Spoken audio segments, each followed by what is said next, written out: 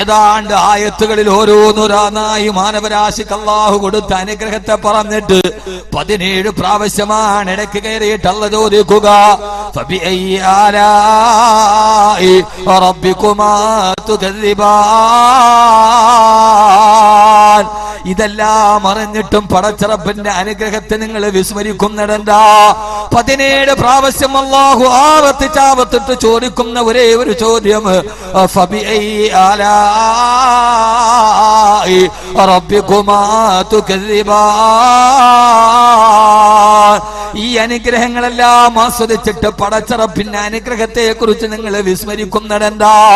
എന്റെ പ്രിയപ്പെട്ട സഹോദരങ്ങളെ, അല്ലാഹു നമുക്ക് ധാരാളം അനുഗ്രഹം നൽകിയിട്ടുണ്ട്. ആരോഗ്യം നമ്മുടെ അനുഗ്രഹമാ, നമ്മുടെ ഭാര്യ അല്ലാഹു നമുക്ക് നൽകിയ അനുഗ്രഹമാ, നമ്മുടെ മക്കള് പടച്ചറപ്പ് നമുക്ക് നൽകിയ അനുഗ്രഹമാ, നമ്മുടെ സമ്പത്ത് നമ്മുടെ അനുഗ്രഹമാ, നമ്മുടെ സന്താനങ്ങൾ നമ്മുടെ അനുഗ്രഹമാ, നമ്മുടെ സൗന്ദര്യം നമ്മുടെ അനുഗ്രഹമാ, നമ്മുടെ ആരോഗ്യം നമ്മുടെ അനുഗ്രഹമാ, നമ്മുടെ ആയുസ് നമ്മുടെ അനുഗ്രഹമാ, അന്തരീക്ഷവായു നമ്മുടെ അനുഗ്രഹമാ. ഇങ്ങനെ 10,000 കോടാനുകോടി അനുഗ്രഹത്തെ പറഞ്ഞ് അല്ലാഹു ചോദിക്കുന്ന ഒരേ ഒരായത്ത് നിങ്ങളോട് ഞാൻ ഓർമ്മിപ്പിക്കുകയാ. 1000 അനുഗ്രഹത്തെ കുറിച്ച് പറയുമ്പോ ചോദിക്കുകയാണ് അലം നജ്അലിൽ അർള മിഹാദാ വൽ ജിബാല ഔതാദാ വഖലഖനാകും അസ്വാജാ.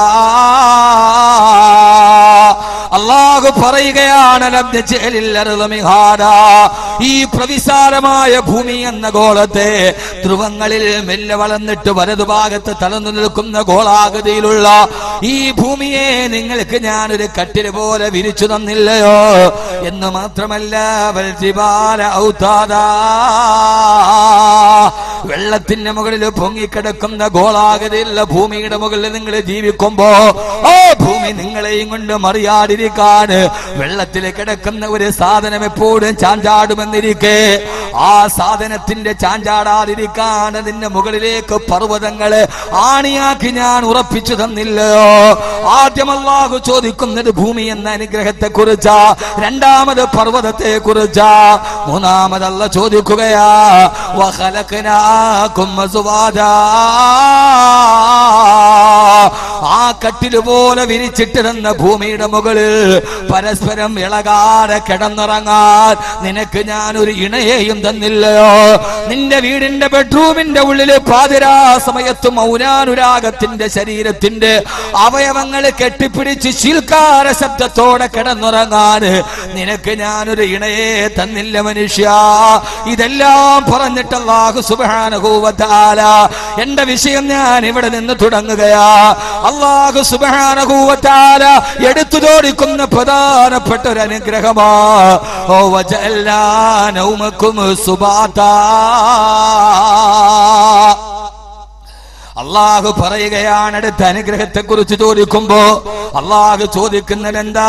വജഅൽനാ നൗമകും സുബാതാ, നിന്റെ വിശ്രമത്തിന് വേണ്ടി നിനക്ക് ഞാൻ ഉറക്കത്തെ തന്നില്ലയോ?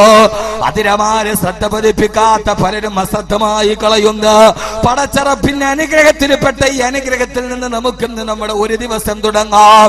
മുസ്ലിമിന്റെ ഒരു ദിവസം തുടങ്ങുന്നത് എങ്ങനെയാ? ഏറ്റവും വലിയൊരു അനുഗ്രഹം പടച്ചറപ്പിനെ ആസ്വദിച്ചുകൊണ്ടാ. ആ അനുഗ്രഹം ഏടെന്നറിയോ? നിങ്ങൾ ആരും അനുഗ്രഹത്തെ കുറിച്ച് ഇതേവരെ ചിന്തിച്ചിട്ടില്ല. അനുഗ്രഹമാണ് വജഅൽനാ നൗമകും സുബാതാ, നിങ്ങളുടെ വിശ്രമത്തിനു വേണ്ടി നിങ്ങൾക്ക് ഞാൻ ഉറക്കം തന്നില്ലയോ? പടച്ച തമ്പുരാന്റെ ഏറ്റവും പ്രധാനപ്പെട്ട ഒരു അനുഗ്രഹമാ ഉറക്കം. ഉറങ്ങാൻ കഴിഞ്ഞില്ലെങ്കിലുള്ള അവസ്ഥ എന്താ? ഉറക്കത്തെ കുറിച്ച് പറഞ്ഞപ്പോ അല്ലാഹു പറഞ്ഞത് വജഅൽനാ നൗമകും സുബാതാ, വിശ്രമത്തിനുതകുന്ന ഉറക്കം തന്നില്ലയോ? ഉറക്കം എപ്പോഴും സുബാതായിരിക്കണം. അതുകൊണ്ടാണ് ബസിന്റെ സീറ്റിൽ ചാരിയിരുന്നുറങ്ങിയാൽ ആ ഉറക്കം കൊണ്ട് ഉറക്കത്തിന്റെ ആഗ്രഹം തീരില്ല. ഏതെങ്കിലും വെയിറ്റിംഗ് ഷെഡിലിരുന്ന് ഉറങ്ങിയാൽ ഉറക്കം ശരിയാവില്ല. ആ ഉറക്കം സുബാതാവണോ? അത് വിശ്രമമാകണോ? നിന്റെ വീട്ടിൽ ചരിച്ചിട്ട കട്ടിലിന്റെ മുകളിൽ സന്തോഷമായിട്ടൊന്നുറങ്ങാ. പൊന്നുമോനെ, അല്ലാഹു നമുക്ക് നൽകിയ ഏറ്റവും വലിയ അനുഗ്രഹമാ ഉറങ്ങാൻ കഴിയുക. എത്രയോ ആളുകളാണ് ഉസ്താദേ ടെൻഷൻ കാരണം ഉറക്കമില്ല, ഒന്ന് കണ്ണടക്കാൻ കഴിയാതെ ഉറക്ക ഗുളികകൾ കഴിച്ചിട്ട് കിടന്നുറങ്ങുന്ന എത്രയോ ആളുകളെ നമ്മുടെ ചുറ്റുപാടുകളിൽ നമ്മൾ കാണുമ്പോ അള്ളാഹു പറയുകയാണ്, നിനക്ക് ഞാൻ തന്ന ഏറ്റവും വലിയ അനുഗ്രഹമാണ് പടച്ചിറപ്പ് പറയുകയാ ഉറക്കമാ. അതുകൊണ്ടാണ് സഹോദരങ്ങളെ ഒരു മുസ്ലിമിന്റെ ദിവസം തുടങ്ങുന്നത് എവിടെ നിന്നാ? അവൻ രാവിലെ ഉറക്കമെഴുന്നേൽക്കുകയാ, ആദ്യത്തെ ദിവസത്തിന്റെ ആരംഭം കുറിക്കുകയാ.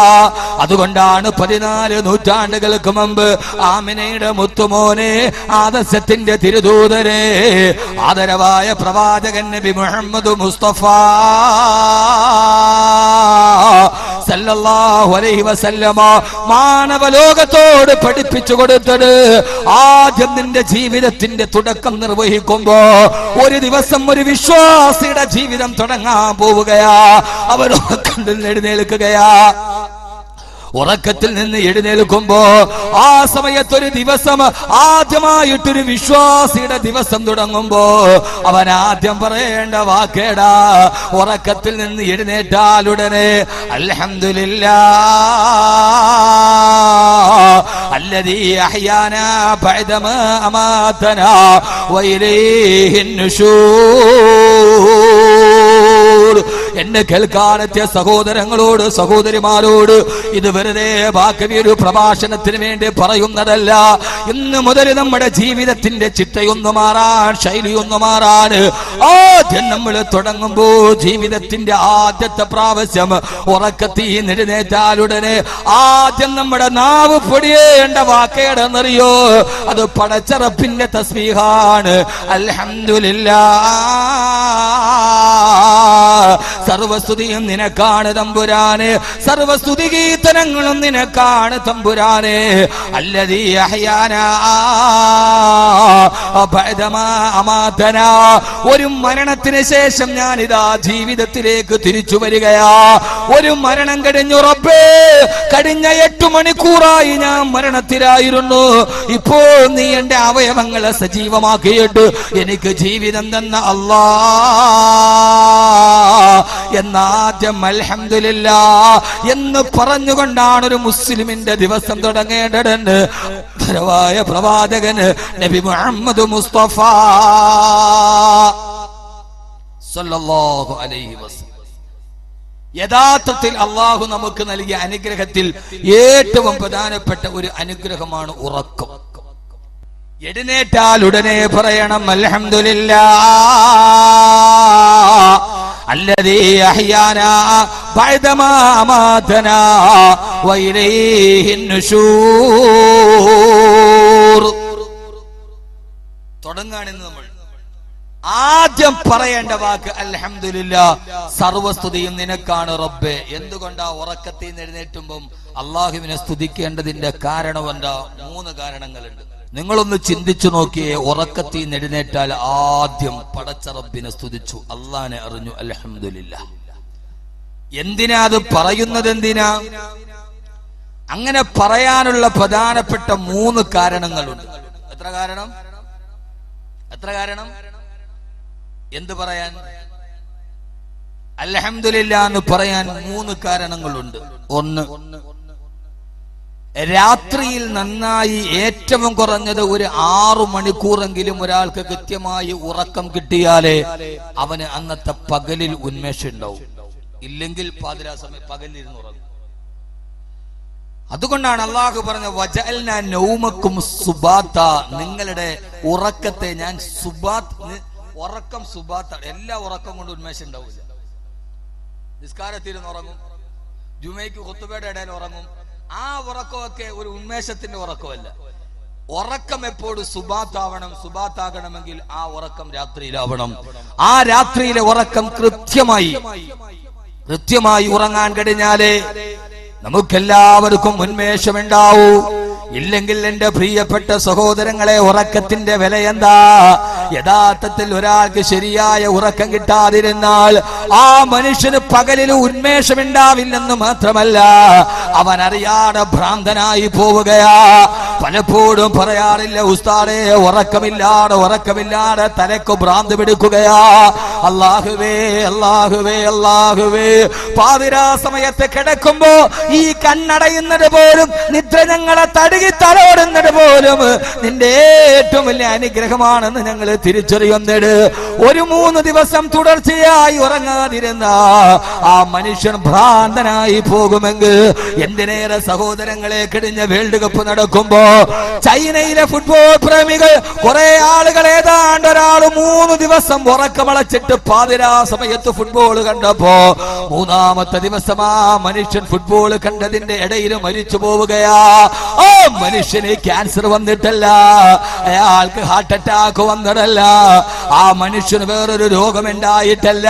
3 ദിവസം തുടർച്ചയായി ഉറക്കമില്ലാതെ വന്നപ്പോ ചൈനയിൽ കഴിഞ്ഞ വേൾഡ് കപ്പ് നടന്ന സമയത്ത് മരിച്ചുപോയെങ്കിൽ, ഉറക്കമില്ലാത്ത അവസ്ഥ പോലും ഭ്രാന്തമായ മരണത്തിലേക്ക് നടക്കുമെങ്കിൽ അള്ളാഹു നമുക്ക് ചെയ്തു തന്ന അനുഗ്രഹത്തിന്റെ വലിപ്പം എത്രയാ.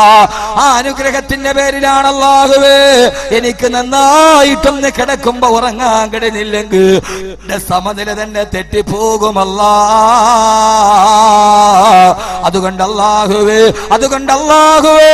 അല്ലാഹുവേ ആ ഉറക്കം എനിക്ക് സുഖമായിട്ട് ഉറങ്ങാൻ തന്ന, ഒന്ന് സുഖമായിട്ട് ഉറങ്ങാൻ ആഗ്രഹിക്കുന്ന എത്ര ആളുകളുണ്ട്. അൽഹംദുലില്ലാഹ്, സർവസ്തുതിയും നിനക്കാണല്ലാ. വളരെ ചുരുക്കി ഞാൻ പറയുകയാണ്, ഒരു ദിവസം തുടങ്ങുമ്പോ എന്തിനാ ഇത് പറയുന്നത്? എന്തിനാ? ഉറക്കത്തീന്നെഴുന്നേറ്റ ആളുടന് അൽഹംദുലില്ലാഹില്ലദീ അഹ്യാനാ ബഅദമാ അമാതനാ വഇലൈഹിൻ നുശൂർ എന്ന് പറയാനുള്ള ഒന്നാമത്തെ കാരണം നമുക്ക് ഉന്മേഷമുണ്ടാവും, നമ്മുടെ ശരീരത്തിന്റെ ആരോഗ്യം ശരിയാവും. രണ്ടാമത്തെ കാരണം എന്താണെന്നറിയോ? രണ്ടാമത്തെ കാരണം എന്റെ പ്രിയപ്പെട്ട ചെറുപ്പക്കാരെ ശ്രദ്ധിച്ചു കൊള്ളുക. രണ്ടാമത്തെ കാരണം എന്താ? ആദരവായ പ്രവാചകൻ നബി മുഹമ്മദ് മുസ്തഫ സല്ലല്ലാഹു അലൈഹി വസല്ലമ പറയുകയാ, അന്നൗമ അഖുൽ മൗത്, ഉറക്കം മരണത്തിന്റെ സഹോദരനാ, ഉറക്കം മരണത്തിന്റെ സഹോദരനാ, ഉറക്കം മരണത്തിന്റെ സഹോദരനാ. നീ ഒരു മരണം കഴിഞ്ഞെഴുന്നേറ്റതാണ്, നിന്റെ ജീവിതത്തിലെ ഒരു മരണം നടന്നുകൊണ്ട് കഴിഞ്ഞിരിക്കുകയാ. എന്റെ ശബ്ദം കേൾക്കാനെത്തിയ എന്റെ പ്രിയപ്പെട്ട പെങ്ങള്, പാതിരാ സമയത്ത് ഇശാ നമസ്കാരം കഴിഞ്ഞ് കിടപ്പറയിലോട്ട് പോയി കിടന്ന രാവിലെ എഴുന്നേൽക്കുന്നത് വരെ ഓരോ ദിവസവും ഓരോ മനുഷ്യനും ഒരു പ്രാവശ്യം മരിക്കുന്നുണ്ട്. ആ മരണം എപ്പോഴാത് ഉറക്കം ഒരു മരണമാ എന്ന് പറയാനുള്ള കാരണം എന്താ? ഇത് ബാക്കി വെറുതെ പറഞ്ഞതല്ല, അള്ളാന്റെ വിശുദ്ധമായ ഖുർആൻ പറയട്ടെ. നമ്മളെല്ലാവരും വീടിന്റെ ഉള്ളിൽ രാത്രിയിൽ കിടന്നുറങ്ങുമ്പോ, ഭാര്യയുടെ അടുത്ത് കിടക്കുമ്പോ, മക്കളെ കെട്ടിപ്പിടിച്ച് കിടക്കുമ്പോ നമ്മൾ അറിയാത്തൊരത്ഭുതം നടക്കുന്നുണ്ട്. ജീവിതമേ ഒരത്ഭുതമാണ്, അത്ഭുതമേ ഈ ജീവിതം. ആരും അറിയാതെ പോരേടത്തെ പള്ളിക്കല് ഗണപതി നടയുടെ ഭാഗത്തുള്ള വീട്ടിൽ കിടന്നുറങ്ങുമ്പോ ആ സമയത്തൊരു വലിയ അത്ഭുതമായ കർമ്മം നടക്കുന്നുണ്ട്. എന്താണെന്നറിയോ? അള്ള തന്നെ പറയുന്നുണ്ട് ഖുർആനിലൂടെ, ഇത് വാറോല പറയുന്നതല്ല. നമ്മളെല്ലാവരും ഉറങ്ങിക്കഴിയുമ്പോ അള്ളാഹു പറയുകയാണ്, അള്ളാഹു യതവഫൽ അൻഫുസ ഹീന മൗതിഹാ വല്ലതീ ലം തമുതു ഫീ മനാമിഹാ ഫയുംസികുല്ലതി ഖലാ അലൈഹിൽ മൗത് വയുർസിലുൽ ഇലാ അജലിൻ മുസമ്മാ. അല്ലാഹ് പറയുകയാണ്, അല്ലാഹു യതവഫൽ അൻഫുസ ഹീന മൗതിഹാ, പാതിരാ സമയത്ത് ഉറങ്ങുന്ന സമയത്ത് അല്ലാഹു ഓരോരുത്തരെയും മരിപ്പിക്കുകയാ. നമ്മൾ കിടന്നുറങ്ങുമ്പോ നമ്മുടെ ശരീരത്തിന്റെ ആത്മാവ് അള്ളാഹുവിന്റെ അടുക്കലേക്ക് അള്ളാഹു തിരിച്ചു വിളിക്കുമ്പോ ഓരോരുത്തരെ, ഞാൻ ഉറങ്ങുമ്പോ അഹമ്മദ് കബീറിന്റെ റൂഹിന്, നിങ്ങൾ ഉറങ്ങുമ്പോ നിങ്ങളുടെ ആത്മാവിനെ അള്ളാഹുവിന്റെ അടുക്കലേക്ക് അള്ളാഹു വിളിക്കുമത്രേ. അള്ളാഹു പറയുകയാണ്, വല്ലതീ ലം തമുതു ഫീ മനാമിഹാ ഫയുംസികുല്ലതീ ഖലാ അലൈഹിൽ മൗത്. ആരുടെ മരണമാണോ പാതിരാ സമയത്ത് അന്നത്തെ പാതിരാത്തിരവന് മരിക്കണമെന്ന് അള്ളാഹു തീരുമാനിച്ചിട്ടുണ്ടെങ്കിൽ ആ റൂഹ് പിന്നീട് ശരീരത്തോട്ട് തിരിച്ചു വരില്ല. അള്ളാഹു പറയുകയാണ്, പടച്ചറപ്പിന്റെ അടുക്കലേക്ക് വിളിക്കുമ്പോ പിന്നെ ആ റൂഹ് വരില്ല മോനെ, രാവിലെ എഴുന്നേക്കാൻ നിനക്ക് കഴിയില്ല. ചില റൂഹുകളെ അള്ളാഹു തിരിച്ചു വിടില്ല, ആ രാത്രിയിൽ തന്നെ മരിപ്പിക്കുകയാ. അതല്ല വയുർസിലുൽ ഉഖ്റാ ഇലാ അജലിൻ മുസമ്മാ. ചില റൂഹുകളെ അള്ളാഹു തിരിച്ചു പറന്നു വിടും. രാവിലെ എഴുന്നേറ്റ് ഒരു പകല് കൂടി നിന്റെ ആയുസിലുണ്ടാവട്ടെ. അന്ന് രാത്രി വീണ്ടും തിരിച്ചു വിളിക്കും. പോരേടത്തെ പ്രിയപ്പെട്ട ചെറുപ്പക്കാരാ, പാതിരാ സമയത്ത് നിന്റെ വീടിന്റെ ഉള്ളിൽ നീ കിടന്നുറങ്ങുമ്പോ നിന്റെ ആത്മാവ് പടച്ചറപ്പിന്റെ അടുക്കലേക്ക് പോവുകയാ. അതിനെങ്ങാനും അള്ളാഹു തിരിച്ചിനി ആ ശരീരത്തിൽ വീണ്ടെന്ന് തീരുമാനിച്ച രാവിലെ അന്ന് ലോഹറിന് നിന്റെ മയ്യത്തിന്റെ കുടിമോനെ പോരേടത്തെ പള്ളിയുടെ ഖബർസ്ഥാനിൽ കുരുക്കപ്പെടും. പാതിരാ സമയത്ത് സെക്കൻഡ് ഷോയും കണ്ട് കള്ളുകുടിക്ക് വീർത്ത വയറുമായി കിടത്തുറങ്ങുന്ന എന്റെ പ്രിയപ്പെട്ട മുസ്ലിം ചെറുപ്പക്കാരാ, മദ്യപിച്ച കള്ളും വയറ്റുള്ളിൽ കിടന്നിട്ട് മരന്ന് കിടക്കുമ്പോ ഓർക്കുന്നുണ്ടോടാ പൊന്നുമോനെ, എന്റെ റൂഹ് പടച്ചറപ്പിന്റെ അടുക്കലേക്ക് പോവുകയാ. അല്ലാഹു തിരിച്ചു വിടണ്ടെന്ന് തീരുമാനിച്ച ഒരു മുഴുക്കുടിയനായ രീതിയിൽ നീ പടച്ചറപ്പിന്റെ മുമ്പിൽ മരിച്ചു വീടുകയാ. നിന്റെ ഖബറിന്റെ അവസ്ഥ എന്താ? നിന്റെ പരലോകത്തിന്റെ അവസ്ഥ എന്താ? മരണമെന്ന് പറഞ്ഞാൽ അതും ആ ഉറക്കമെന്ന് പറഞ്ഞാൽ അത് മരണത്തിന്റെ സഹോദരനാണെന്ന് ഹബീബായ നബി മുഹമ്മദ് മുസ്തഫ സല്ലല്ലാഹു അലൈഹി വസല്ലമ. വീണ്ടും വിചാരത്തിന് തയ്യാറെടുക്കുക. സെക്കൻഡ് ഷോയും കഴിഞ്ഞ് മദ്യപിച്ചിട്ട് വീട്ടിലോട്ട് വരുമ്പോ ഒരു തുള്ളി മദ്യം വയറ്റുള്ളിൽ കിടന്നിട്ടാ എഴുന്നേക്കാ കടിയില്ല മോനെ, തിരിച്ചു വരില്ലടാ മോനെ. ആരടി മണ്ണിലേക്ക് പോകും ചെറുപ്പക്കാരാ. അതുകൊണ്ട് അല്ലാഹു പറയുകയാ, അല്ലാഹു യതവഫൽ അൻഫുസ ഹീന മൗതിഹാ. ആ സമയത്ത് ചില ആളുകളെ ഞാൻ മരിപ്പിക്കുമെന്ന്. അതുകൊണ്ടാണ് അല്ലാഹുവിന്റെ റസൂൽ ഇപ്രകാരം നമ്മോട് പറഞ്ഞത്. രാവിലെ ശരീരത്തിൽ നിന്ന് ആത്മാവ് വന്ന് രാവിലെ കണ്ണു തുറന്നെഴുന്നേക്കുമ്പോ ഒരു ദിവസം നിന്റെ മക്കളെ ഒന്നുകൂടി കാണാൻ കഴിഞ്ഞാൽ, ഭാര്യ ഒന്ന് കാണാൻ കഴിഞ്ഞാൽ, ആ സമയത്ത് പറയണം, അല്ലാഹുവേ അൽഹംദുലില്ലാഹ്, സർവസ്തുതിയും നിനക്കാണ് റബ്ബേ, അല്ലദീ അഹ്യാനാ ബഅദമാ അമാതനാ വഇലൈഹിൻ നുശൂർ. റബ്ബേ, ഒരു മരണം കഴിഞ്ഞ് നീ എന്നെ എഴുന്നേൽപ്പിക്കുകയാണ്. ഈ എഴുന്നേൽക്കല് താൽക്കാലികമാ. വഇലൈഹിൻ നുശൂർ, അവസാനം നിന്റെ അടുക്കലേക്ക് ഞാൻ തിരിച്ചു വരുമല്ലാ. അല്ലാഹുവിന്റെ വിശുദ്ധമായ ഖുർആൻ. അതുകൊണ്ട് മരണത്തിന്റെ സഹോദരന ഒരു മരണം കഴിഞ്ഞിട്ട് എഴുന്നേൽക്കുകയാണ്. രാവിലെ ഉറക്ക വിളിച്ചു എഴുന്നേറ്റില്ല. കാരണം എന്താ? അവരെത്രയോ ആരോഗ്യത്തോടു പോയി കിടന്നവരാ. രാവിലെ പാതിരാ സമയത്ത് ഉറക്കത്തിന് പോകുമ്പോ അവരെത്ര കീർത്തിയുള്ളവരാ, അവരെത്ര ആരോഗ്യമുള്ളവരാ. പക്ഷേ രാവിലെ തട്ടി വിളിക്കുമ്പോ വാപ്പാടെ ശരീരത്തിന്റെ ചൂട് നഷ്ടപ്പെട്ടു പോയി, എവിടെയാന്നറിയില്ല. എന്റെ പ്രിയപ്പെട്ട സഹോദരങ്ങളെ, കഴിഞ്ഞ റമളാനില് മണക്കാട് ജുമാ മസ്ജിദിൽ ഞാൻ ജോലി ചെയ്യവേ, മണക്കാട് സെൻട്രൽ ജുമാ മസ്ജിദിന്റെ പ്രസിഡന്റിന്റെ പ്രിയപ്പെട്ട അതിന്റെ പ്രസിഡന്റ് അൽഫാ അബ്ദുൽ ഖാദർ ഹാദി അന്നത്തെ ഒരു മരണത്തിന്റെ കഥ പറഞ്ഞെന്നോട്. വൈകുന്നേരം അന്നത്തെ തിരുവനന്തപുരത്തെ പ്രശസ്തമായ ഏറ്റവും വലിയ സംഘടനയായ മുസ്ലിം അസോസിയേഷന്റെ പ്രസിഡന്റ്, റിട്ടയർഡ് IAS കാരനാ. തലേ ദിവസം അദ്ദേഹത്തിന്റെ വീട്ടിൽ വന്ന് സൽക്കരിച്ചപ്പോ വെജിറ്റേറിയൻ ഭക്ഷണമാ.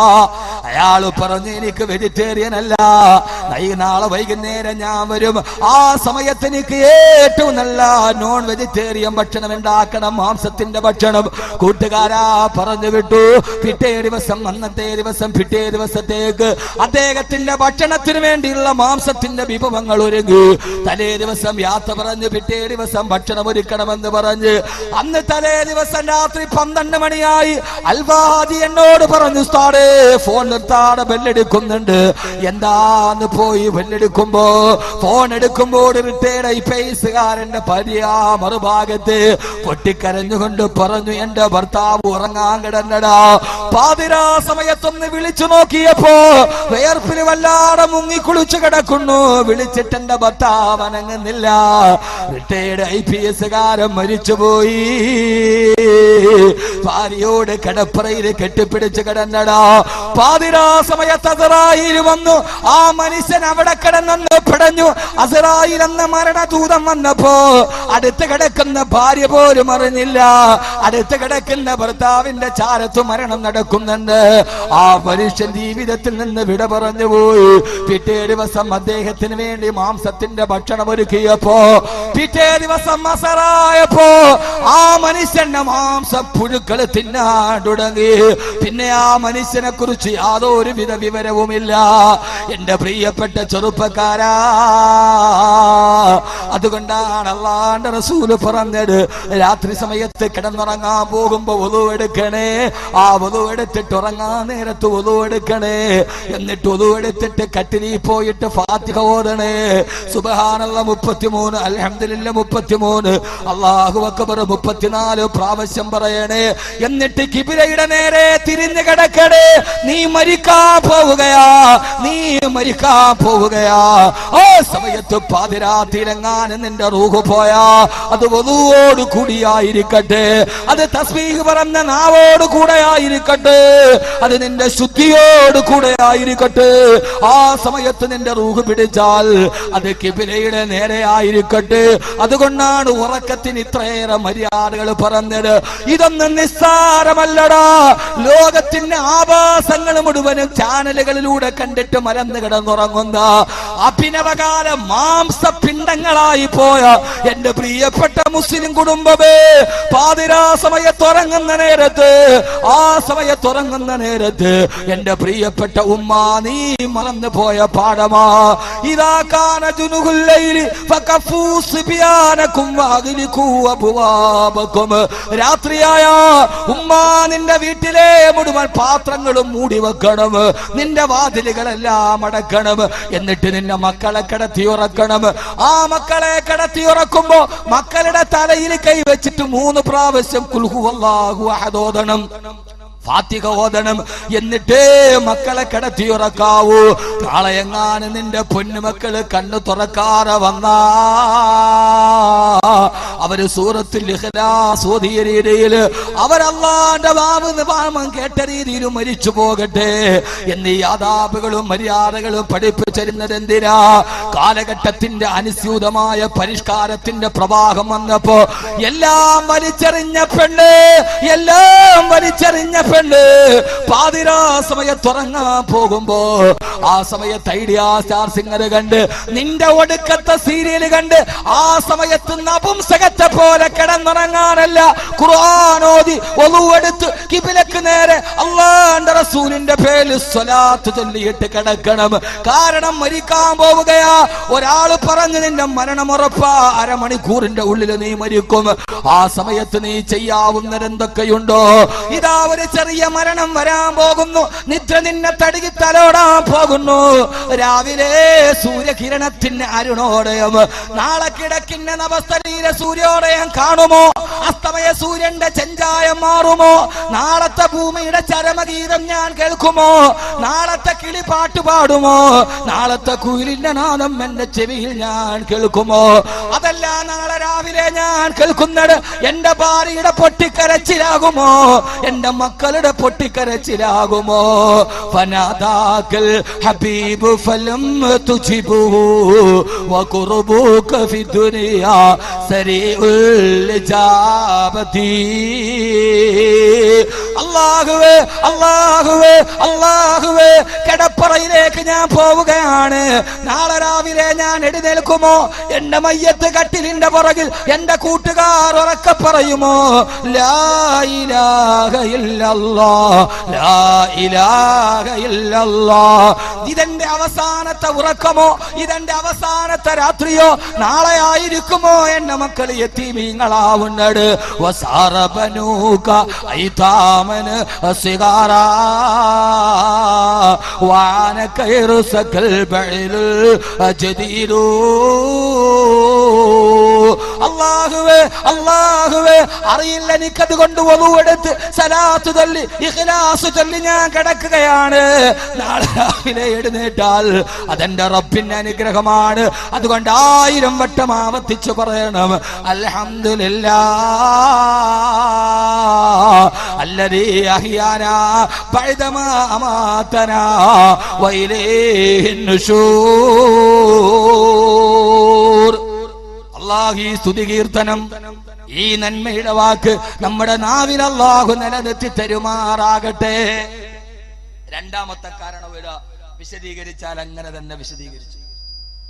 3, അൽഹംദുലില്ലാഹ് എന്ന വാക്ക് നമ്മുടെ ജീവിതത്തിന്റെ ഭാഗമാകണം. ഇനി രണ്ടാമതൊരു പ്രധാനപ്പെട്ട കാര്യം പറയാനുണ്ട്. അതാണ് നമ്മുടെ വളരെ പ്രധാനപ്പെട്ട ഒരു വിഷയവും. അല്ലാഹു നമുക്ക് കേൾക്കാനുള്ള തൗഫീക്ക് നൽകട്ടെ. ആമീൻ പറ മനുഷ്യന്മാരെ, വായും വിളിച്ചിരിക്കുക. ഇത്രയും നല്ലൊരു വിഷയം പറഞ്ഞിട്ട് നിങ്ങൾ വായും വിളിച്ച് കേൾക്കുക, അന്തം വിട്ട് കേൾക്കാതെ. ഇതിന്റെ അകത്തൊക്കെ അടങ്ങിയിരിക്കുന്ന രഹസ്യങ്ങൾ എത്രയാ? ഇതിനകത്തൊക്കെ അടങ്ങിയിരിക്കുന്ന രഹസ്യങ്ങൾ എത്രയാ? കിടക്കാൻ പോകുമ്പോ ഒതുവെടുക്കണമെന്നൊക്കെ പറയണ ഇതുകൊണ്ടാ. മരിച്ചു പോകുമ്പോ ഒതുവോടുകൂടി പോവട്ടെ. മരിച്ചു പോകുമ്പോ ആരെങ്കിലും വളുവുള്ളവനായി മരിച്ചുപോയാൽ, ആരെങ്കിലും മരിക്കുന്ന സമയത്ത് വളുവുള്ളവനായ അവസ്ഥയിൽ മരിച്ചുപോയാൽ, എന്റെയും സ്വർഗത്തിന്റെയും ഇടയിൽ യാതൊരുവിധ തടസ്സങ്ങൾ ഉണ്ടാവുകയില്ലെന്ന് ഹബീബായ നബി മുഹമ്മദ് മുസ്തഫ സല്ലല്ലാഹു അലൈഹി വസല്ലം. വളുവുള്ള രീതിയിൽ മരിച്ചാൽ പിന്നെ സ്വർഗത്തിൽ പോകാൻ വേറൊരു തടസ്സം ഉണ്ടാവില്ല. അല്ലാഹു നമുക്ക് തൗഫീക്ക് നൽകട്ടെ. ആമീൻ പറ. അല്ലാഹു നമുക്ക് തൗഫീക്ക് നൽകട്ടെ. മൂന്നാമത്തെ കാരണം, ഹംദ് നമ്മുടെ ജീവിതത്തിന്റെ ഒരു ഭാഗമാണ്. ഹംദ് എന്തുകൊണ്ട്? നാളെ പരലോകത്തിൽ നമ്മൾ രക്ഷിക്കാൻ കഴിയുന്ന ഏറ്റവും പ്രധാനപ്പെട്ട ഒരു വാക്ക്. ഉറക്കത്തിൽ നിന്ന് എഴുന്നേൽക്കുമ്പോൾ അൽഹംദുലില്ലാഹ് എന്ന് പറഞ്ഞാൽ ആ വാക്കിന്റെ ഭാരം അറിയുന്നത് എപ്പോഴാ?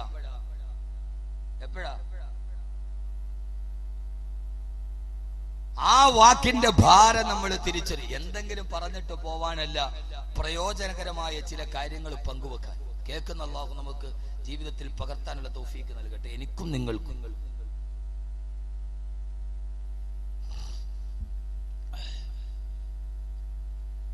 കാരണം എന്താ? ആദരവായ പ്രവാചകൻ നബി മുഹമ്മദ് മുസ്തഫ ഉറക്കെ ഹബീബായ നബി മുഹമ്മദ് മുസ്തഫ താജ്ദാരെ മദീന നബി മുഹമ്മദ് മുസ്തഫ സല്ലല്ലാഹു അലൈഹി വസല്ലമ ഒരു ദിവസം ആയിഷ റളിയല്ലാഹു തആല അൻഹ അല്ലാഹുവിന്റെ റസൂൽ പള്ളിയിൽ നിസ്കാരം കഴിഞ്ഞ് തിരിച്ചു വരവേ ആയിഷ റളിയല്ലാഹു തആല നിസ്കാരപ്പാലിരുന്ന് പൊട്ടിക്കരയാ. ഹബീബായ നബി ചോദിച്ചു, ആയിഷ കരയുന്നതെന്തിനാ?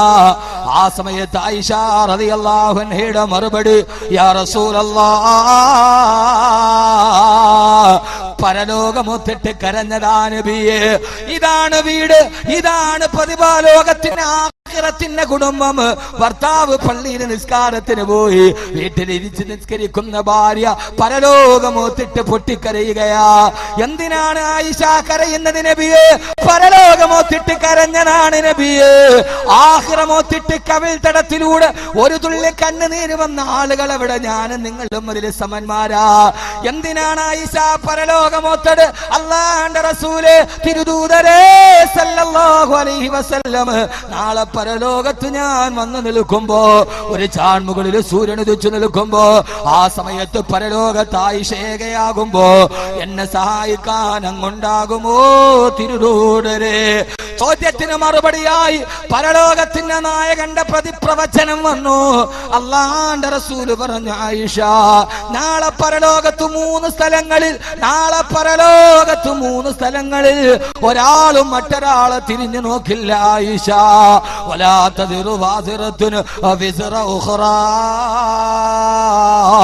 വലൈസ ലിൽഇൻസാനി ഇല്ലാ മാ സആ. അന്ന് അവനവൻ പ്രവർത്തിച്ച കർമ്മങ്ങളല്ലാതെ ഒരാൾക്കും ഒരാളെ സഹായിക്കാൻ പറ്റാത്ത മൂന്നവസ്ഥകൾ പരലോകത്തുണ്ട്. ആയിഷ, അതിലൊന്നാമത്തേതായിട്ട് നബി സല്ലല്ലാഹു അലൈഹി വസല്ലമ പറഞ്ഞത്, ബാക്കി രണ്ടും വിശദീകരിക്കാനുള്ള സമയം എന്റെ മുമ്പിലില്ല. ഒന്നാമതായി പറഞ്ഞത്, ആയിഷ, ഈ ഭൂമിയിലെ നാം ചെയ്ത നന്മകളും തിന്മകളും അല്ലാഹു മീസാൻ എന്ന ത്രാസിൽ തൂക്കി നോക്കുന്ന സമയം, ഫമൻ യഅമൽ മിസ്ഖാല ദർറത്തിൻ ഖൈറൻ യറാ വമൻ യഅമൽ മിസ്ഖാല ദർറത്തിൻ ശർറൻ യറാ. ആയിഷ, ഒരണുമണി തൂക്കം നന്മ ഈ ഭൂമിയിൽ ചെയ്തിട്ടുണ്ടെങ്കിൽ അത് മീസാൻ എന്ന ത്രാസിന്റെ ഭാഗത്തേക്ക് നിൽക്കുന്ന സമയം, മീസാൻ എന്ന ത്രാസിന്റെ ചുവട്ടിൽ ആയിഷ, അവിടെ നീ ഉണ്ടെങ്കിൽ നിന്നെ ഞാൻ നോക്കില്ല ആയിഷ, നിന്നെ ഞാൻ പരിഗണിക്കില്ല ആയിഷ എന്ന് ഹബീബായ നബി സല്ലല്ലാഹു അലൈഹി വസല്ലമ പറയവേ ആയിഷ റളിയല്ലാഹു തആല പൊട്ടിക്കരയുകയാ. ഭാര്യക്ക് ഭർത്താവിനെ വേണ്ടാത്ത, വാപ്പക്ക് മക്കളെ വേണ്ടാത്ത, ബന്ധങ്ങളായി മാറുന്ന ഇബ്രാഹിം നബി പൊന്നുമോൻ ഇസ്മായിലിനെ കണ്ടാൽ കാണാതെ പിന്തിരിഞ്ഞു പോകുന്ന മീസാൻ എന്ന ത്രാസിൽ പൊന്നുമോനെ ഏറ്റവും വലിയ ഭാരം കിട്ടുന്ന അമലേടാ, ഏറ്റവും ഭാരം കിട്ടുന്ന അമലേടാണ്. ആദരവായ റസൂലുള്ളാഹി സ്വല്ലല്ലാഹു അലൈഹി വസല്ലം പറഞ്ഞു, വൽഹംദുലില്ലാഹി തംലഉൽ മീസാൻ. പരമാവധി അൽഹംദുലില്ലാഹ് പറഞ്ഞു, അത് മീസാൻ എന്ന ത്രാസിൽ ഏറ്റവും ഭാരമുള്ള വാക്കാണെന്ന് ഹബീബായ നബി മുഹമ്മദ് മുസ്തഫ. മീസാൻ എന്ന ത്രാസിലെ ഏറ്റവും ഭാരമുള്ള വാക്കാണ് അൽഹംദുലില്ലാഹ് തംലഉൽ മീസാൻ. ബഹുമാനപ്പെട്ട ശൈഖുൽ അംബിയാ നൂഹ് നബി അലൈഹിസ്സലാത്തു വസ്സലാം പറഞ്ഞില്ലേ, വഖാലുൽ ഹംദുലില്ലാഹില്ലദീ നജാനാ മിനൽ ഖൗമിൽ ളാലിമീൻ. ഇതൊന്നും വാക്കവിയുടെ വാക്കല്ല, അല്ലാഹുവിന്റെ ഖുർആന്റെ ആയത്താണ്. നൂഹ് നബി പറഞ്ഞില്ലേ, അല്ലാഹുവേ അൽഹംദുലില്ലാഹ്, ഈ അവിശ്വാസികളിൽ നിന്ന് നീ എന്നെ രക്ഷിച്ചല്ലോ അല്ലാ. ജലപ്രളയത്തിന് സർവ്വതും മുങ്ങിത്താടുമ്പോ ആ സമയത്ത് നൂഹ് നബി പറഞ്ഞു, റബ്ബേ നിനക്കാണ് സ്തുതി, അതിൽ നിന്ന് നീ എന്നെ രക്ഷിച്ചല്ലോ അല്ലാ. 86ാമത്തെ വാർദ്ധക്യത്തിന്റെ വയസ്സിൽ പൊന്നുമോനായ ഇസ്മായിലിനെ കൊടുത്തപ്പോ ആ സമയത്ത് ഇബ്രാഹിം നബി പറഞ്ഞതെന്താ, അൽഹംദുലില്ലാഹില്ലദീ വഹബ ലീ അലൽ കിബരി ഇസ്മാഈല വ ഇസ്ഹാഖ്. 86 വയസ്സായ ഈ വയോവൃദ്ധന് ഒരു തലമുറ അന്യാധീനപ്പെട്ടു പോകാതിരിക്കാൻ ഒരു പൊന്നുമോനെ എനിക്ക് തന്ന അല്ലാഹ്, അൽഹംദുലില്ലാഹ്. ഇബ്രാഹിം നബിയും പറഞ്ഞു, അതുകൊണ്ട് പ്രിയപ്പെട്ട എന്റെ മുമ്പിലിരിക്കുന്ന വയസ്സന്മാരെ, നിങ്ങൾക്ക് മക്കളെ തന്നതിന്റെ പേരിൽ അൽഹംദുലില്ലാഹ് പറയണം. എന്റെ പ്രിയപ്പെട്ട ആളുകളെ, അപകടത്തിൽ നിന്ന് രക്ഷപ്പെട്ടതിന്റെ പേരിൽ അൽഹംദുലില്ലാഹ് പറയണം. എന്റെ മുമ്പിൽ എഞ്ചിനീയറിംഗിന് പഠിച്ച, MBBS പഠിക്കുന്ന കുട്ടികളുണ്ട്, പൊന്നുമക്കളെ പറയണം. വലഖദ് ആതൈനാ ദാവൂദ വസുലൈമാന ഇൽമാ വഖാലുൽ ഹംദുലില്ലാഹില്ലദീ ഫളലനാ അലാ കസീരിൻ മിൻ ഇബാദിഹിൽ മുഅ്മിനീൻ. ദാവൂദ് നബി, സുലൈമാൻ നബി അൽഹംദുലില്ലാഹ് പറഞ്ഞു. ഇതെന്തോ ഒരു വാക്കാണ്. അല്ലാഹുവേ അല്ലാഹുവേ അല്ലാഹുവേ, ഈ ഒരു വാക്കിന്റെ അർത്ഥം മാത്രം ഞാൻ എങ്ങനെയാണ് ഈ സമയത്ത് പറഞ്ഞു തീർക്കുക? അതുകൊണ്ട് അല്ലാഹുവിന്റെ റസൂൽ നബി മുഹമ്മദ് മുസ്തഫ, ഹബീബായ നബി മുഹമ്മദ് മുസ്തഫ, ഹബീബായ നബി മുഹമ്മദ് മുസ്തഫ സല്ലല്ലാഹു അലൈഹി വസല്ലമ ഏത് സമയത്തും പറഞ്ഞില്ലേ, വാഹനത്തിൽ കയറിയാ പറയണ സുബ്ഹാനല്ലദീ സഖറ ലനാ ഹാദാ വമാ കുന്നാ ലഹു മുഖ്രിനീൻ എന്ന് പറഞ്ഞിട്ട് 3 പ്രാവശ്യം അൽഹംദുലില്ലാഹ് അൽഹംദുലില്ലാഹ് അൽഹംദുലില്ലാഹ്. മലമൂത്ര വിസർജനത്തിന് പോയാൽ പറയണം അൽഹംദുലില്ലാഹില്ലദീ അദ്ഹബ അന്നിയല്ലദാ വഅഫാനി. ഒരു ഗ്ലാസ് വെള്ളം കുടിച്ചു കഴിഞ്ഞാ പറയണം അൽഹംദുലില്ലാഹില്ലദീ ജഅലൽ മാഅ തഹൂറാ. അൽഹംദുലില്ലാഹ് അൽഹംദുലില്ലാഹ് അൽഹംദുലില്ലാഹ്. എന്തിനേറെ സഹോദരങ്ങള്, ഒരു രോഗിയെ കണ്ടാൽ ആ സമയത്തും പറയണം അൽഹംദുലില്ലാഹില്ലദീ ആഫാനി മിമ്മബ്തലാക ബിഹി. ഒരു ക്യാൻസർ രോഗിയെ കണ്ടാ, ഏതെങ്കിലും ഒരു രോഗമുള്ള മനുഷ്യനെ കണ്ടാ ഇത് പറഞ്ഞിട്ടുണ്ട് ബഹുമാനപ്പെട്ട ശൈഖുൽ അംബിയാ നൂഹ് നബി അലൈഹിസ്സലാത്തു വസ്സലാം പറഞ്ഞില്ലേ, വഖാലുൽ ഹംദുലില്ലാഹില്ലദീ നജാനാ മിനൽ ഖൗമിൽ ളാലിമീൻ. ഇതൊന്നും വാക്കവിയുടെ വാക്കല്ല, അല്ലാഹുവിന്റെ ഖുർആന്റെ ആയത്താണ്. നൂഹ് നബി പറഞ്ഞില്ലേ, അല്ലാഹുവേ അൽഹംദുലില്ലാഹ്,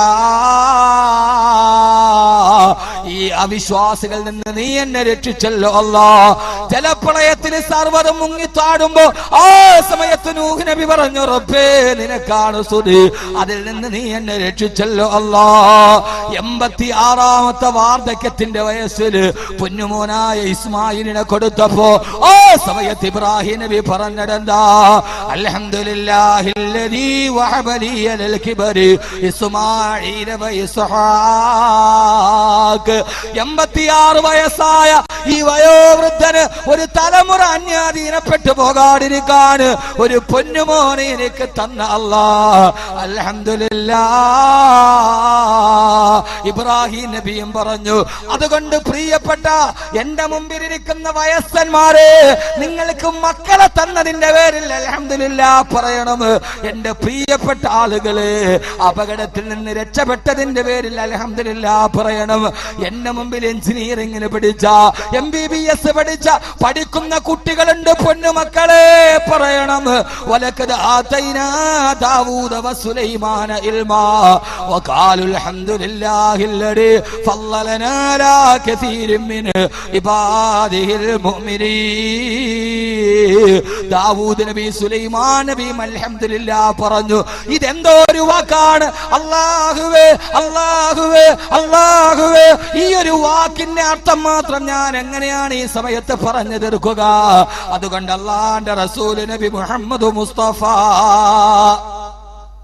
ഹബീബായ നബി മുഹമ്മദ് മുസ്തഫ, ഹബീബായ നബി മുഹമ്മദ് മുസ്തഫ സല്ലല്ലാഹു അലൈഹി വസല്ലമ ഏത് സമയത്തും പറഞ്ഞില്ലേ, വാഹനത്തിൽ കയറിയാ പറയണ സുബ്ഹാനല്ലദീ സഖറ ലനാ ഹാദാ വമാ കുന്നാ ലഹു മുഖ്രിനീൻ എന്ന് പറഞ്ഞിട്ട് 3 പ്രാവശ്യം അൽഹംദുലില്ലാഹ് അൽഹംദുലില്ലാഹ് അൽഹംദുലില്ലാഹ്.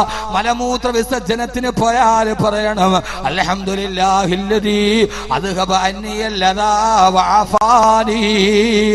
ഒരു ഗ്ലാസ് വെള്ളം കുടിച്ചു കഴിഞ്ഞാ പറയണം അൽഹംദുലില്ലാഹില്ലദീ ജഅലൽ മാഅ തഹൂറാ. അൽഹംദുലില്ലാഹ് അൽഹംദുലില്ലാഹ് അൽഹംദുലില്ലാഹ്. എന്തിനേറെ സഹോദരങ്ങള്, ഒരു രോഗിയെ കണ്ടാൽ ആ സമയത്തും പറയണം അൽഹംദുലില്ലാഹില്ലദീ ആഫാനി മിമ്മബ്തലാക ബിഹി. ഒരു ക്യാൻസർ രോഗിയെ കണ്ടാ, ഏതെങ്കിലും ഒരു രോഗമുള്ള മനുഷ്യനെ കണ്ടാ ആ സമയത്ത് പറയണം അൽഹംദുലില്ലാഹ്, സർവസ്തുതിയും നിനക്കാണ് റബ്ബേ. എന്താണ് കാരണം? മിമ്മബ്തലാക ബിഹി, നിന്റെ ഈ അടിമക്ക് കൊടുത്ത രോഗം നീ എനിക്ക് നൽകിയില്ലല്ലോ അല്ലാഹ്. ഹബീബായ റസൂലുള്ളാഹി സല്ലല്ലാഹു അലൈഹി വസല്ലമ പറഞ്ഞു, ഏതെങ്കിലും ഒരു രോഗിയെ കാണുമ്പോ ഒരാൾ ഈ ദുആ പറഞ്ഞാൽ ആ രോഗിക്ക് വന്ന രോഗം ഇവന്റെ ജീവിതത്തിൽ വരികയില്ലെന്ന് ഹബീബായ നബി മുഹമ്മദ് മുസ്തഫ. ഏറ്റവും വലിയ പ്രതിരോധമേടാ. ക്യാൻസർ രോഗിയെ കാണുമ്പോ ഈ ദുആ പറയണം, ക്യാൻസർ നിന്റെ ജീവിതത്തിൽ വരികയില്ല. ഏറ്റവും വലിയ പ്രതിരോധം മന്തി കൊതുകിനെ കൊല്ലലല്ല, റബ്ബർ ചിരട്ടയെടുത്ത് കമത്തി വെക്കലല്ല. പൊന്നുമോനെ, ഈ ദുആ ക്യാൻസർ രോഗിയെ കാണുമ്പോ, ഇവിടെ അടുത്ത് ബനാത്തിൽ പഠിക്കുന്ന ഒരു പൊന്നുമോളുണ്ട്, 18 വയസ്സുള്ള പൊന്നുമോള്. അവൾ എപ്പോഴും ക്യാൻസർ രോഗികളെ കാണുമ്പോഴെല്ലാം ആ പൊന്നുമോള് പറയും, അൽഹംദുലില്ലാഹില്ലദീ അഫാനി മിമ്മ ബതലാക ബിഹി. ഈ രോഗത്തിൽ നിന്ന് എന്നെ രക്ഷിച്ച അല്ലാഹ്, സർവസ്തുതിയും നിനക്കാണ് റബ്ബേ. ഏത് ക്യാൻസർ രോഗിയെ കണ്ടാലും ആ പൊന്നുമോൾ ഈ ദുആ പറയും. അവൾ ഈ അടുത്ത സമയത്ത് പറഞ്ഞ കഥയാണിത്. ഒരു ദിവസം അവളുടെ വയറിന് വേദനയായി. മെഡിക്കൽ കോളേജിൽ ചെന്നപ്പോ ഡോക്ടർ പറഞ്ഞ ആമാശയത്തിൽ ക്യാൻസറാ. എല്ലാ സ്കാനിങ്ങിലും റിസൾട്ട് അവൾക്ക് ക്യാൻസറാ. ആ പൊന്നുമോള് പറഞ്ഞു, എനിക്ക് ക്യാൻസർ വരില്ല, എനിക്ക് ക്യാൻസർ വരില്ല, എനിക്ക് ക്യാൻസർ ഇല്ല. ഡോക്ടർമാര് മുഴുവനും ഉറപ്പിച്ചിട്ടും റിസൾട്ടുകൾ വന്നിട്ടും സ്കാനിൽ വന്നിട്ടും അവള് പറഞ്ഞു, ഇല്ല ഇല്ല, എനിക്ക് ക്യാൻസർ വരുന്ന പ്രശ്നമില്ല. എറണാകുളം ലേക്ഷോറിൽ രണ്ടാമത്തെ പരിശോധന നടന്നു. ഡോക്ടർ വന്നിട്ട് പറഞ്ഞവൾക്ക് ക്യാൻസറിന്റെ പ്രശ്നമേ ഇല്ല. ഉസ്താദുമാര് ചോദിച്ചു, പത്ര മോളെ, എന്തേ നിനക്ക് ക്യാൻസർ വരുമെന്ന് ഡോക്ടർ ക്യാൻസർ ആണെന്ന് ഉറപ്പിച്ചിട്ടും നീ അത് വരില്ല എന്ന് പറഞ്ഞിടണ്ടാ? 18 വയസ്സുള്ള പൊന്നുമോള് പറഞ്ഞു, ഞാനത് എനിക്ക് ഏത് രോഗം വന്നാലും ക്യാൻസർ വരില്ലെന്ന് ഉറപ്പാ. കാരണം ഏത് ക്യാൻസർ രോഗിയെ കണ്ടാലും ഞാൻ ഈ ദുആ പറയാറുണ്ട്. എന്റെ ഹബീബായ മുത്തന്നെ പഠിപ്പിച്ചിട്ടുണ്ട്, ആര് ഈ ദുആ പറഞ്ഞാലും ഏത് രോഗത്തിന്റെ പേരിലാണോ പറയുന്നത് അത് ജീവിതത്തിൽ വരില്ലെന്ന് എന്റെ ഹബീബായ മുത്തു പറഞ്ഞടാ. എന്റെ റസൂല് പറഞ്ഞത് എനിക്ക് വിശ്വാസമാ, അതുകൊണ്ടാ ഞാനത് ഉറപ്പിച്ചു പറഞ്ഞിട്ടുണ്ട്. വിഷയം വല്ലാത്ത വിശാലമാണ്. അതുകൊണ്ട് സഹോദരങ്ങള്, നിത്യജീവിതത്തിൽ പഠിക്കേണ്ട ദുആകൾ, ദിക്റുകൾ, ഇതൊരു നിസ്സാര വിഷയം. ഇത് അസ്ട്രോണമി അല്ല, ഇത് ജോഗ്രഫി അല്ല, ഇത് ഫിസിക്സ് അല്ല, ഇത് വാനശാസ്ത്രത്തിന്റെ കീറലുകളല്ല, ഇത് ഐൻസ്റ്റീന്റെ തിയറിയെ കുറിച്ച് പറയലല്ല, ഇത് ജപ്പാനിലെ ഭൂകമ്പത്തെ കുറിച്ചല്ല, ഇത് ശ്രീനഗറിലെ പ്രളയത്തെ കുറിച്ചല്ല, ഇത് സുഡാനിലെ കലാപത്തെ കുറിച്ചല്ല, ഇത് സിറിയയുടെ ആഭ്യന്തര കലാപത്തെ കുറിച്ചല്ല, ഇത് ഫലസ്തീനിന്റെ നിലനിൽപ്പിനെ കുറിച്ചല്ല. രാവിലെ ഉറക്കത്തിൽ എഴുന്നേൽക്കുമ്പോ പറയുന്ന ഒരു വാക്കിനെ കുറിച്ച് 1 മണിക്കൂർ നിർത്താതെ ഞാൻ പറയുന്നത്, വരില്ല വരില്ല. ഒരു രോഗിയെ കാണുമ്പോ ഈ ദുആ പറഞ്ഞാൽ ആ രോഗം പറയുന്ന ആൾക്ക് വരില്ലെന്ന് ലോകത്തിന്റെ തിരുദൂതരെ ആമിനയുടെ മുത്തേ മുത്തൊളി നബി മുഹമ്മദ് മുസ്തഫ സല്ലല്ലാഹു അലൈഹി വസല്ലമ. അല്ലാഹു ഇത് പറയാൻ, ജീവിതത്തിൽ ഇത് പകർത്താൻ അല്ലാഹു നമുക്ക് തൗഫീഖ് നൽകി അനുഗ്രഹിക്കുമാറാകട്ടെ. പാതിരാ സമയത്ത് നിന്റെ +1 പഠിക്കുന്ന പൊന്നുമോള് പാതിരാ സമയത്ത് അപ്പുറത്തെ ചെറുപ്പക്കാരനുമായി വാട്സപ്പിൽ അവരുടെ ഫോട്ടോ സെൻഡ് ചെയ്തു. അവളുടെ സ്വകാര്യ രഹസ്യങ്ങളെ കൈമാറി. ഉമ്മാക്ക് പ്രശ്നമില്ല, വാപ്പാക്ക് പ്രശ്നമില്ല. കാലം വലുതായില്ല ഉസ്താദേ. തെയ്യപ്പെട്ട മകള് സെൽഫി ഫോട്ടോ എടുക്കാൻ തുടങ്ങി. ഇന്ന് യൂത്തിന്റെ ഏറ്റവും വലിയ ദൗർബല്യം സെൽഫിയാ. പാതിരാ സമയത്ത് സപ്രപഞ്ചക്കട്ടിലെ ചാരി കിടന്നിട്ട് തന്റെ ഫോട്ടോ എടുത്തിട്ട് സെൽഫി എടുത്ത് കാമകന്റെ വാട്സപ്പിലൂടെ അയച്ചു കൊടുത്ത അതിൽ യാതൊരുവിധ അപാകത കാണാത്ത ഉമ്മ. ഇതൊക്കെ പടച്ചിറപ്പിന് ഇഷ്ടപ്പെട്ടതാണോ? നമ്മളിലും നമ്മുടെ മക്കളിലും നടന്ന്